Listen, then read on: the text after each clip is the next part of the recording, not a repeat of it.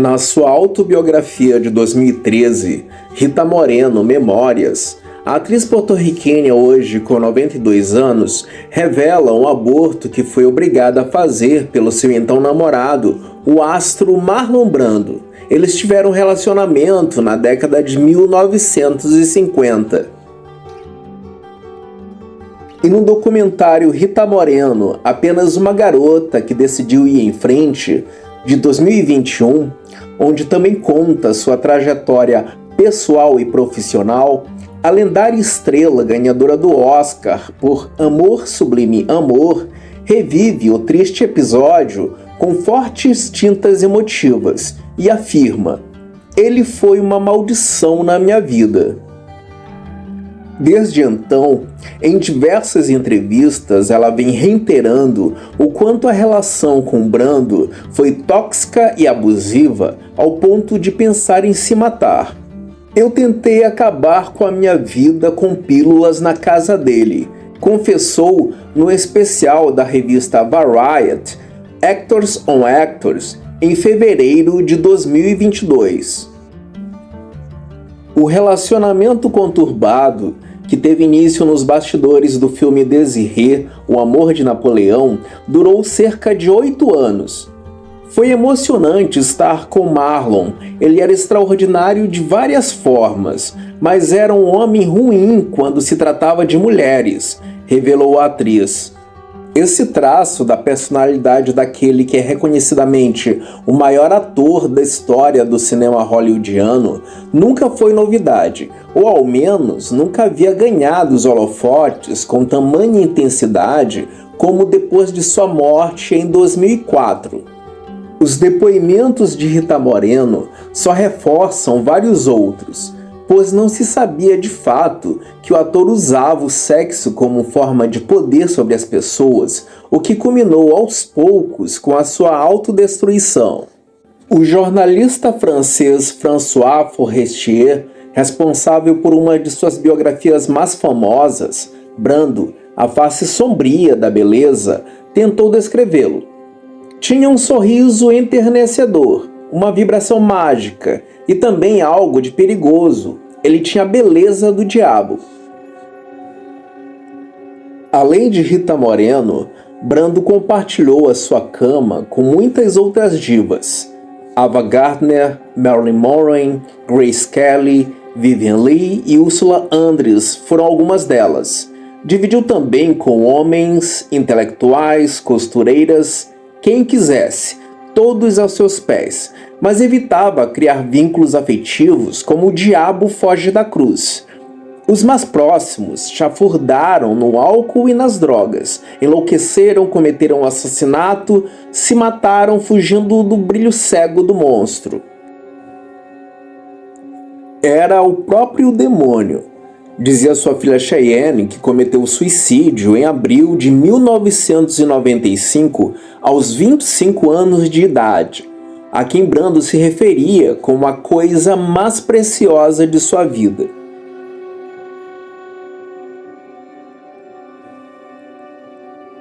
A cantora francesa Juliette Gréco, sua amante parisiense com quem se relacionou também nos anos de 1950, disse: "Havia nele um fundo de infelicidade.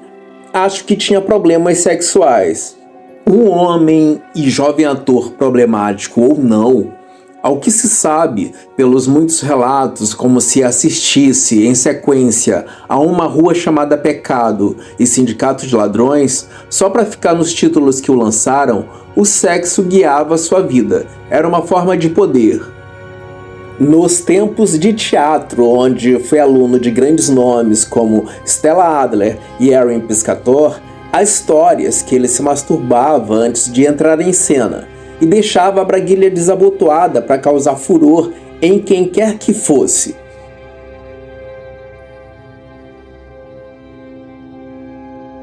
Em 2018, o músico e produtor Quincy Jones fez uma revelação surpreendente a julgar pelos nomes envolvidos. Brando transava com qualquer coisa, até com uma caixa de correio. James Baldwin, Richard Pryor, Marvin Gaye, foram alguns dos nomes citados por Quincy Jones.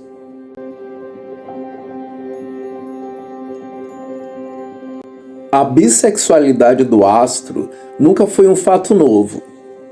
Como muitos homens, eu tive experiências homossexuais e não estou envergonhado disso, admitiu no ano de 1976. Porém, sabia-se até aquele momento que o ator francês Christian Marquand havia sido um de seus amantes mais notórios, além do ator Wally Cox, com quem Brando morou certo tempo enquanto estudava uma atuação bem em início de carreira. Soube-se mais tarde, quando Brando já tinha alcançado o estrelato, que supostamente uma foto deles juntos, praticando sexo oral, corria nos bastidores dos estúdios, o que só aumentava a fama de Marlon. Com Marquand e Cox, o eterno poderoso chefão conseguiu estabelecer vínculos afetivos que duraram por décadas. Com as mulheres, os termos das relações eram outros. Brando não tinha pudor algum em ser visto como apenas uma besta sexual.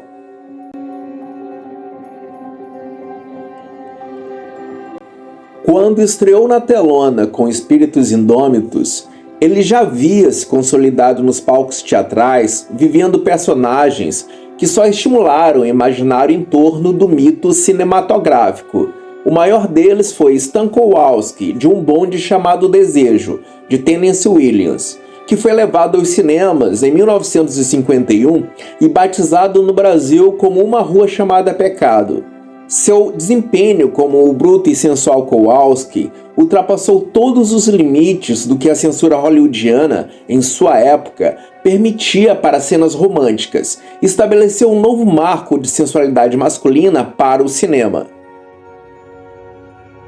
O status de sex symbol, que vinha acompanhado de um arrebatador traquejo cênico dramático, foi explorado 3 anos depois em O Selvagem, cujo marketing o vendia com a seguinte frase: "Aquele homem do bonde tem um novo desejo". Diga-se de passagem, um slogan um tanto vulgar, um detalhe para o qual o ator, já consagrado, não dava a mínima. Aliás, a vulgaridade era também uma marca sua. A cada nova secretária que contratava, fazia questão de avisar que era um ninfomaníaco. Insaciável, voraz e imprudente, o seu despertar com relação aos prazeres carnais viria a render sessões intermináveis de psicanálise. Foi aos 4 anos de idade que o então garotinho apelidado de Bud teve precocemente a sua primeira experiência sexual, que já adulto o próprio apontou como o princípio de todas as suas misérias. Sua mãe alcoólatra costumava abandonar o marido, o agressor, com quem tinha uma relação tóxica, junto com os 3 filhos, Brando e suas irmãs, Jocelyn e Frances, e os deixava aos cuidados da babá chamada Herman, que dormia com o pequeno Marlon. Ambos costumavam ficar nus. Uma noite me sentei ao lado dela, observando seu corpo e acariciando seus seios, recordou Brando no documentário Listen to Me, Marlon. O ator considerava que aquele estímulo precoce de sua sexualidade fosse o start de muitas de suas neuroses, aquilo que o distanciou para sempre do mundo real. Passei o resto da vida buscando por ela, confessou ainda. Quando Hermie foi embora e Marlon soube que era para se casar, ele se sentiu abandonado e passou a vida tentando satisfazer essa frustração. A babá era morena de beleza exótica, o que fugia ao padrão euro-americanizado, fator determinante aos desejos do menino Bud, que já adulto preferia mulheres de físico semelhante. Além da estrela porto-riquenha Rita Moreno, há também a atriz Roberta Hynes, nascida em Samoa, na Oceania, e especialmente suas 3 esposas, Anna Casfi, que dizia ter nascido na Índia, mas de quem Brando se separou ao descobrir que ela era de origem do país de Gales, a mexicana Movita Castaneda e a tahitiana Tarita Teripaia, mãe de sua filha Cheyenne. Com Anna Casfi, sua primeira esposa, Brando teve um filho batizado com o nome de Christian, como uma homenagem ao seu amante mais famoso, o francês Christian Marquand. Christian Brando morreu em 6 de janeiro de 2008, aos 49 anos de idade.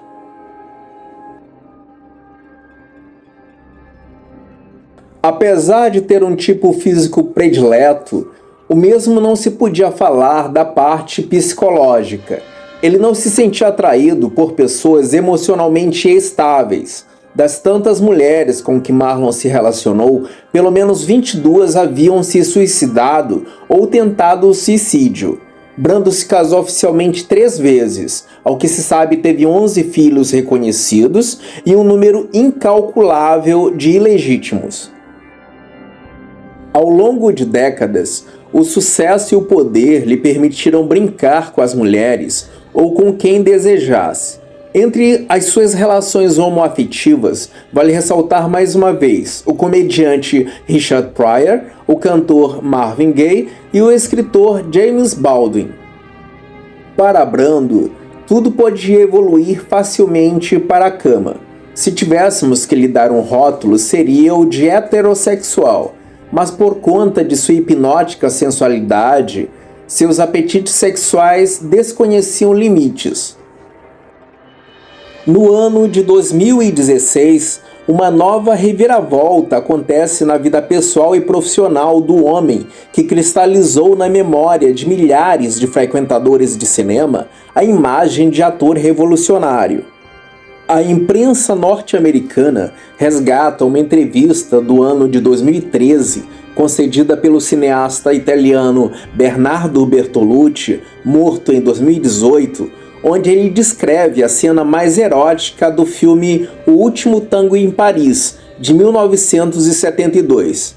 O relato do diretor dá a entender que houve um estupro motivado por supostas pretensões artísticas. A produção, que foi uma das mais polêmicas da década de 1970, enfrentou uma longa jornada até passar pelo filtro da censura em vários países, inclusive no Brasil, em virtude de suas cenas picantes. Na sua sequência mais comentada e que ganhou um significado infame desde 2016, Brando, com então 48 anos, usa manteiga para violentar a sua co-protagonista, a atriz Maria Schneider, na época com 19 anos. Um dia antes da fatídica filmagem, diretor e ator haviam combinado a utilização de um método mais realista, onde a atriz não saberia o que iria acontecer para que a sua reação fosse a mais natural possível. Ou seja, ela foi vítima de um estupro. Schneider, que morreu em 2011, aos 58 anos de idade, por causa de um câncer, jamais se recuperou emocionalmente do episódio. Ela teve depressão por longos períodos, e numa entrevista ao jornal britânico Daily Mail, em 2007, a atriz contou com detalhes o momento mais traumático de sua carreira. Declarações que passariam despercebidas pela opinião pública, que durante décadas evitou julgar os fatos. Deveria ter chamado o meu agente ou fazer o meu advogado vir ao set, porque não se pode forçar alguém a fazer algo que não está no roteiro. Mas naquela época eu não sabia disso, disse na ocasião. O abuso sofrido por Maria Schneider em O Último Tango em Paris remete diretamente a um relato sobre a intimidade de Brando com a sua primeira esposa, Anna Casfi, contada pelo biógrafo François Forestier no livro de 2014. Quando perguntei se queria me violentar, ele respondeu que o estupro é apenas uma agressão com uma arma amigável, declarou Anna. A arma em questão era o próprio pênis do ator, a quem ele apelidava também de nobre ferramenta, de acordo com Forestier. Anna Casfi faleceu em agosto de 2015, aos 80 anos de idade. Nascido em 3 de abril de 1924, Marlon Brando morreu em julho de 2004. Neste ano, comemora-se o seu centenário. E mesmo que em meio às celebrações a sua figura continue a despertar reações de amor e ódio, é o Brando das telas das décadas de 1950 e 60 que ainda alimenta o imaginário da plateia. Rebelde, provocador, enigmático, fascinante, de camiseta justa, com ou sem jaqueta de couro. Fato incontestável também é que a cada personagem que deu vida em um pouco mais de meio século de carreira, ele imprimiu uma paixão única. Soma-se o fato de ter popularizado o método do Actors Studio, a mais importante escola de arte dramática de Nova York, conquistando assim milhares de seguidores, a sua imagem continua cristalizada como o maior ator já revelado por Hollywood. Ele nos deixou aos 80 anos de idade por conta de uma insuficiência pulmonar. Seu corpo foi cremado e parte de suas cinzas foram espalhadas na ilha de Tetiaroa, de sua propriedade, que fica na Polinésia Francesa, e que ele considerava ser o paraíso na Terra. A outra parte de seus restos mortais foram jogados no inóspito Vale da Morte, no deserto da Califórnia. Nada mais simbólico e emblemático.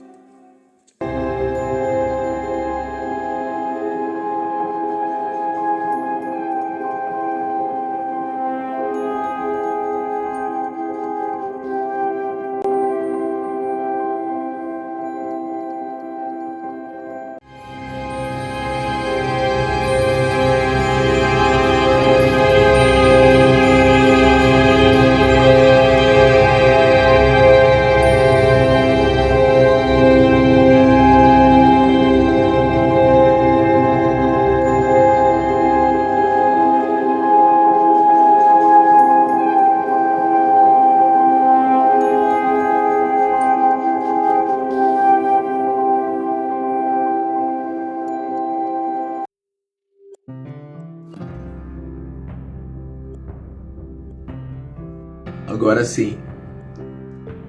Pronto. Olá, gente amada. Sou o Ney Naum, eu sou jornalista, criador de conteúdo e quero agradecer imensamente a você que ficou comigo até o final desse vídeo. Precisava tirar a poeira de cima do canal F5, né? Faz tempo que a gente não se via. Enfim, todos sabem, tivemos uma tragédia climática e realmente não havia clima para fazer assim durante esse período um conteúdo novo, apesar da gente ter pautas bem interessantes. Fazendo considerações finais então sobre esse vídeo, esse conteúdo de hoje, que foi um pouco não muito leve, sobre Marlon Brando. Esse ano é o ano que ele faria 100 anos. E também, além da celebração dos 100 anos dele, do centenário dele de vida, se completa também 20 anos da morte dele. Então, ele tinha que ser pauta de qualquer maneira. E antes de eu começar a escrever, eu fiz uma breve pesquisa em tudo que já havia sido publicado e vi que era tudo muito elogioso, né? Todos os críticos e jornalistas, enfim, se dispuseram apenas a falar muito bem do Marlon Brando, né? Mas gente, o cara tem um lado seu que tem que ser falado, né? Eu admito para vocês, é um tema pesado, eu admito. Eu sempre fui muito fã do Marlon Brando. Na minha adolescência, quando eu li o livro Brando, as canções que a minha mãe me ensinou, eu fiquei completamente apaixonado pela pessoa, pela figura, além do ator extraordinário que ele era. Mas com o passar do tempo a gente, acontecem circunstâncias que nos obrigam a fazer revisionismos sobre nossos ídolos, né? E depois então que eu soube sobre o que aconteceu no último Tango em Paris, parte da admiração caiu por terra, né? Daí eu li 2 biografias sobre ele, além da autobiografia escrita a 4 mãos, que ele escreveu junto com o jornalista. Li mais 2 biografias e que não eram muito simpáticas à figura dele. Então eu acredito que tenha pegado até leve em alguns aspectos. Eu não coloquei, por exemplo, depoimentos com base no livro da terceira esposa dele, que foi a Terita Teripaia, que também não fala muito bem dele, além da Ana Caspe, que eu coloquei ali os depoimentos. Enfim, ele foi uma pessoa bem... como é que eu posso dizer? Ele foi um boy lixo. E como a própria Rita Moreno falou, ele era muito ruim com as mulheres. E ela mesma disse, tá no documentário dela, ele foi uma maldição na vida dela. Preciso abrir um parêntese para falar especificamente da Maria Schneider, porque estreou no último Festival de Cannes um filme chamado Maria, tá? Que conta a história de vida dela, né, a partir do que ocorreu em O Último Tango em Paris, o fatídico acontecimento. E esse filme Maria, que estreou em Cannes, não tem data ainda para chegar aos cinemas no Brasil e no mundo, até onde eu sei.